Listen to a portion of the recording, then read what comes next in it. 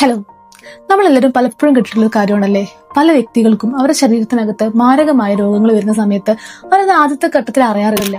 ഡോക്ടേഴ്സിൻ്റെ അടുത്ത് കാണിക്കുന്ന സമയത്ത് അയ്യോ ഇത് ആദ്യം അറിഞ്ഞിരുന്നെങ്കിൽ നമുക്ക് ട്രീറ്റ് ചെയ്യാമായിരുന്നു, അല്ലെങ്കിൽ ഇതിന്റെ തുടക്ക സ്റ്റേജിലാണെങ്കിൽ നമുക്ക് നിങ്ങളെ രക്ഷപ്പെടുത്താമായിരുന്നു, നമുക്കതിന് കുറെ വഴികളുണ്ടായിരുന്നു. ഇപ്പോൾ ഇത് കുറച്ച് സ്റ്റേജ് കൂടിപ്പോയി, അല്ലെങ്കിൽ പലപ്പോഴും നമ്മൾ പലരും മരണത്തിന് തൊട്ട് മുൻപാണ് പല കാര്യങ്ങളും അറിയുന്നത് അല്ലെ.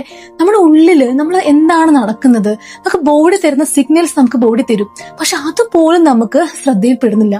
ഇതിന് ഒരേ ഒരു ഉത്തരമേ ഉള്ളൂ, അതായത് നമ്മുടെ ബോഡിയായിട്ടോ മൈൻഡായിട്ടോ കണക്റ്റഡ് അല്ല.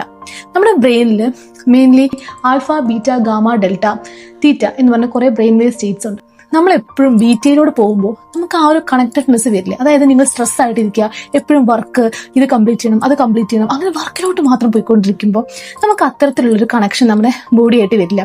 നമ്മൾ ഇടയ്ക്ക് ഒന്ന് ആൽഫ സ്റ്റേറ്റിലൂടെയും കടന്നു പോകണം.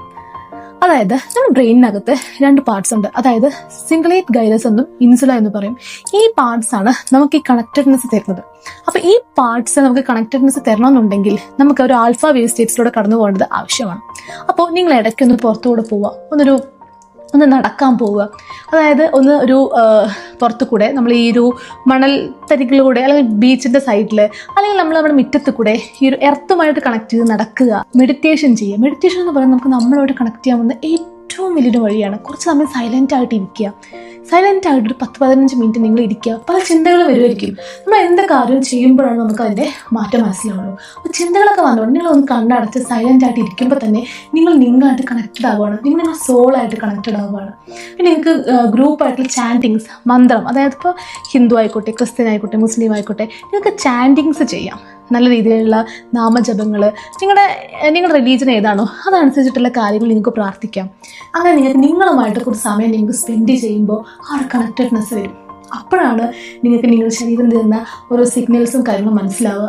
അപ്പോൾ ഇന്ന് തൊട്ടിട്ട് നമ്മുടെ ലൈഫിൽ കുറച്ച് സമയമെങ്കിലും ഈ പറഞ്ഞ കാര്യങ്ങളൊക്കെ ഒന്ന് ചെയ്യാൻ ശ്രമിക്കാം.